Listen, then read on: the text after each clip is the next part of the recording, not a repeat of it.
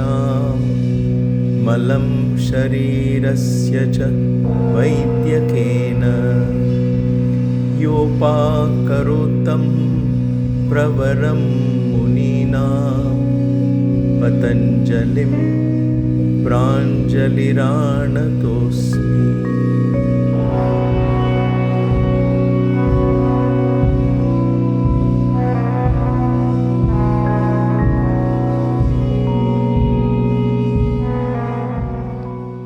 Namaste.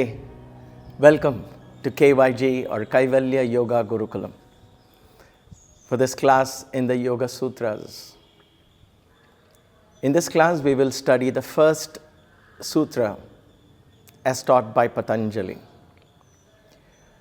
In general, as we study these sutras, I'm going to borrow information from the very original commentary given by sage Vyasa. There are many commentaries given over the centuries by great scholars and great yogis. There are many modern commentaries and interpretations of the Yoga Sutras that are now available both in the East and in the West. However, for the purpose of this classes, for this course, I decided to go back to the very first commentary, the very first and the original commentary from which all the other commentaries were derived. So I go back to the original Sanskrit text of Vyasa. I study that, and I'm going to share my perspectives based on that original commentary. The very first sutra that Patanjali begins goes like this: atha yogānuśāsanam. Atha yogānuśāsanam. Atha yogānuśāsanam. Atha. All the sutras, there are Puranas, there are Itihasas, there are Samhitas, there are Sutras, there is the Veda text, and there are different kinds of texts, different ways of sharing information, different modes of writing, different forms of grammar. In sutras, generally, sutras are aphorisms, separate pearls that are joined together by a sutra. Sutra means thread. They are threaded together. So they are linked to each other. They are not random aphorisms that were picked.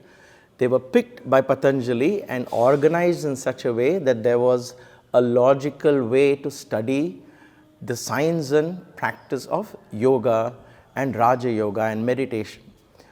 And therefore this kind of work comes under the texts called the sutras. They are threaded together. In these sutras, one always begins with the word atha. Atha, like in Brahma Sutras, atha athatho, Brahma Jignasa. So atha is in Brahma Sutras. Same thing in anything which comes as sutras. Always remember the first word will be atha. That is a style of practice. So atha, in this case, Yoga Sutras, Patanjali says, atha yogānuśāsanam. Now, let us study the discipline of yoga. This is the general meaning of this aphorism. There is a lot more to it than just simply a statement, which is why we credited Patanjali with padena vacham. He purified the element of speech. He brought so much structure in short sentences. There were so many meanings that were hidden. So Vyasa writes in his commentary that the very word atha, pardon me for my throat, it's not doing very well. The very word atha signifies adhikaram. Adhikaram means authority. Only a teacher can say, now let us begin the study. A student cannot tell the teacher, now begin teaching. At least in the past, that was the case. The teacher decides when and where to teach. And therefore, the word now signifies authority of the teacher. And since he is borrowing knowledge from the most ancient texts called the Vedas, his words signify authority. The word atha, and now that you are ready, Adi Shankara writes another meaning for this atha. He says, there is the very fact that you are ready, the teacher is going to teach you. So what does it mean to be ready? Is it simply having a shower and sitting in front, or simply pressing the remote on the TV and waiting to listen? Is it as simple as that? And so I spent 2 or 3 weeks in Varanasi explaining that part of it. So for those of you who would like to know that more in detail, as part of lessons in Varanasi, I have talked about the sadhana chatushtaya, the 4 prerequisites of any spiritual practice. To become worthy of entering an ashram or learning from a teacher, Adi Shankara outlines those 4 prerequisites, which I have dealt in detail. I shall share that link for that playlist as well in the description, or just search for that, Lessons in Varanasi. But Vyasa talks about it in a slightly different manner. Vyasa says atha means, now that you have understood, and this is the commentary, now that you have understood the types of chittas that are available, let us begin the study of yoga as a discipline. And that is hidden in this, because the next statement that will come, the next aphorism will be linked, and therefore we have to understand this so that it will lead us to the next aphorism. In this aphorism, though the word chitta is not mentioned, Vyasa brings that. He says, atha, now that you are ready. How do you know you are ready? Because you have understood the types of chittas.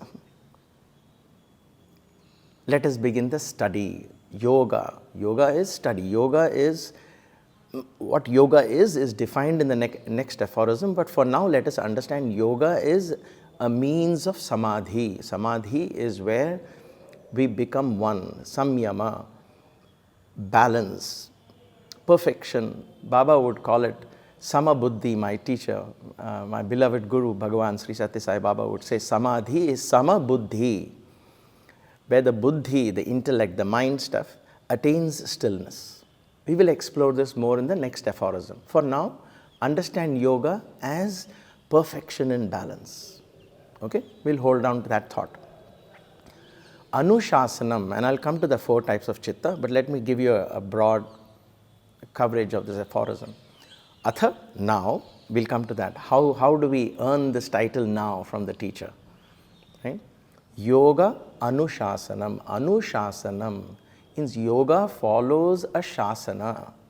Yoga is a shastra, Vyasa says. It's a sastra. Sastra means a systematic study. It is not simply a random set of exercises and breathing and stuff like that. It is a complete study to attain samadhi, to attain the perfect equilibrium of the intellect, one in tune with the entire universe, one in tune with the self. That is the state of yoga, and we'll explore that more in detail as we go along. So, Anuśāsanam means it is a set of discipline. Vyasa uses the word shastra. It is a shastra, it is a scripture, it is scripturally taught, not dogmatism. Shastra can also be misinterpreted as a dogmatic way. It's not dogmatism, it is systematic teaching. Because it is systematic and it is structured in the way it is taught, it becomes a shastra. How you practice it is your practice. I cannot tell you this is how you should do it. This is how it is. What does it mean to you? What does it mean to me? This is what we have to take home, meditate and contemplate and derive our own practice. My practice cannot become your practice.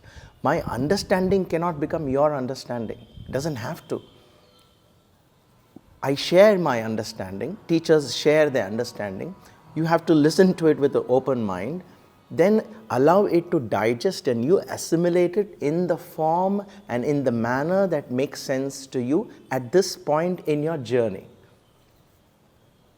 And therefore, it is anushasana because there is a structure in the way in which it is taught.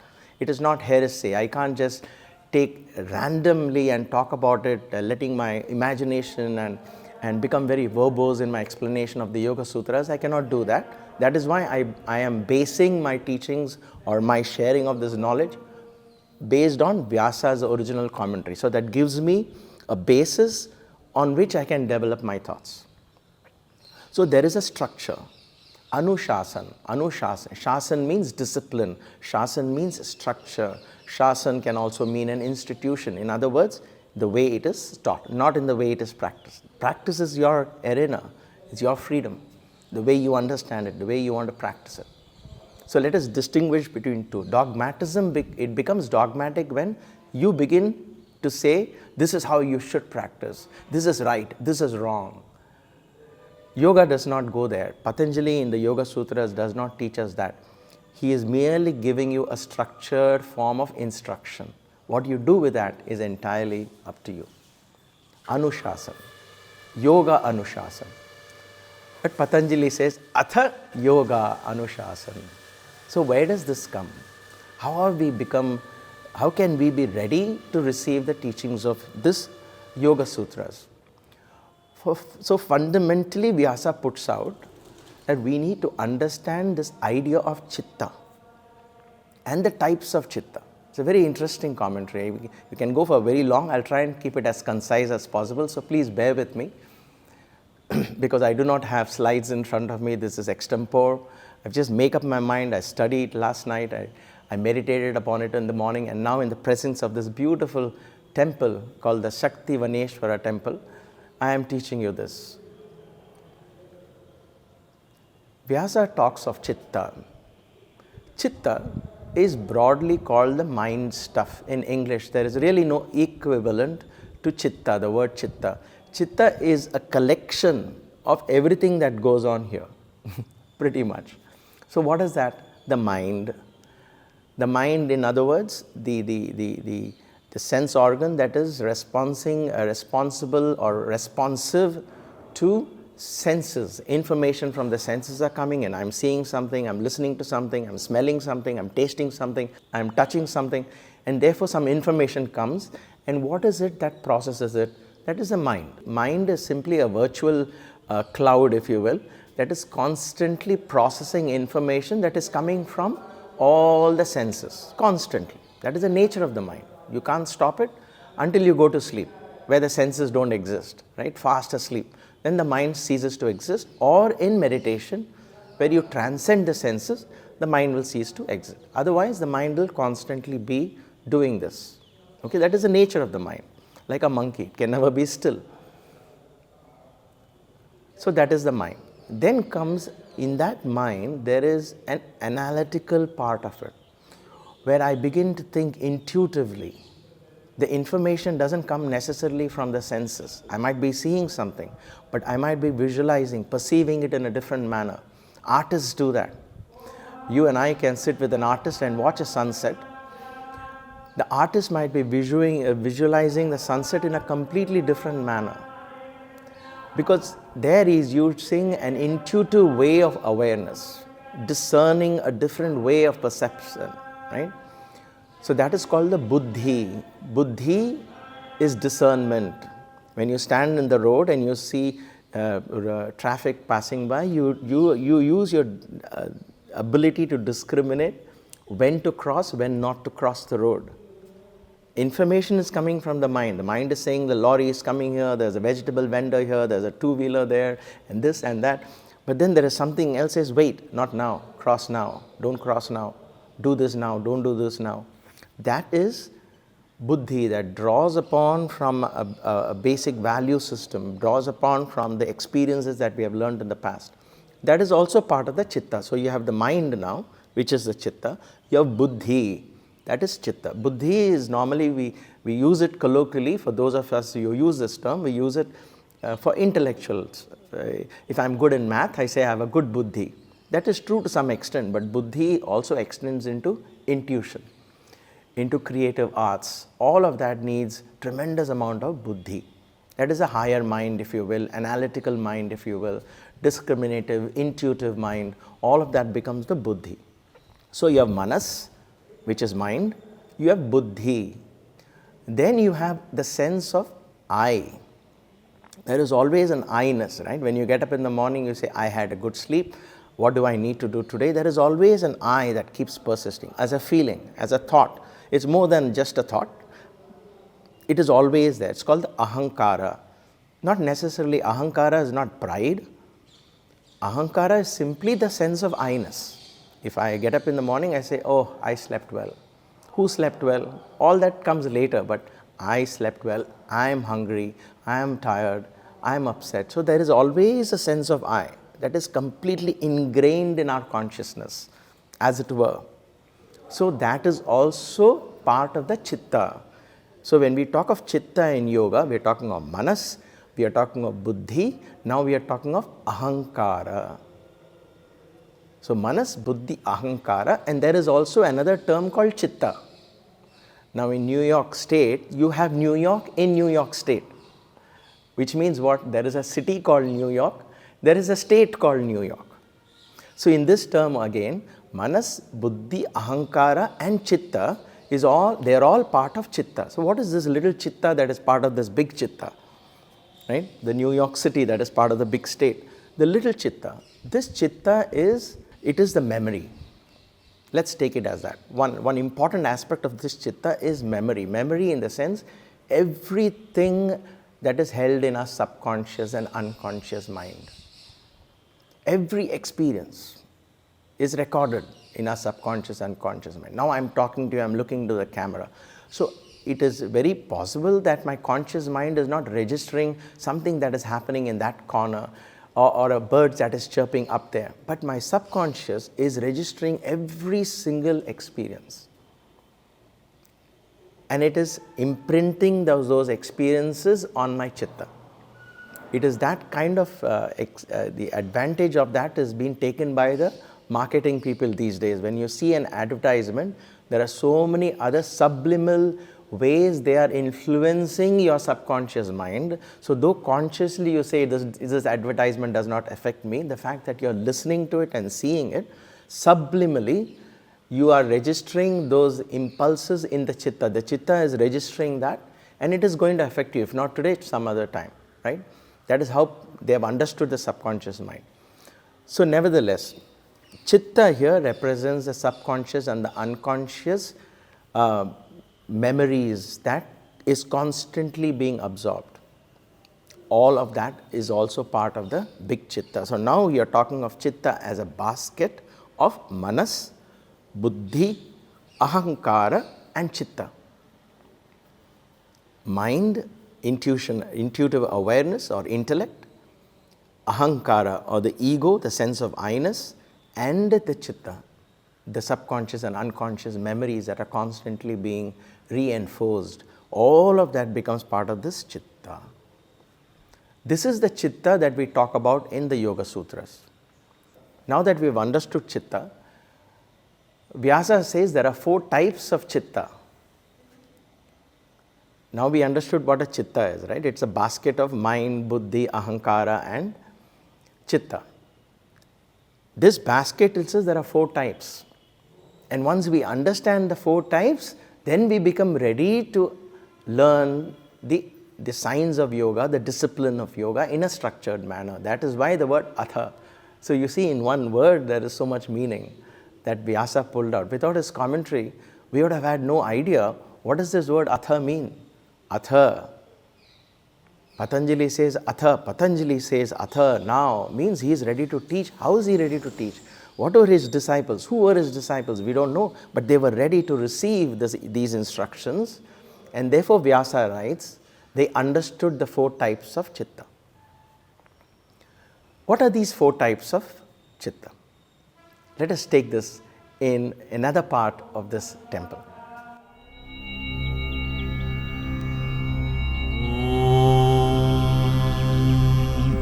Clean Kaivalya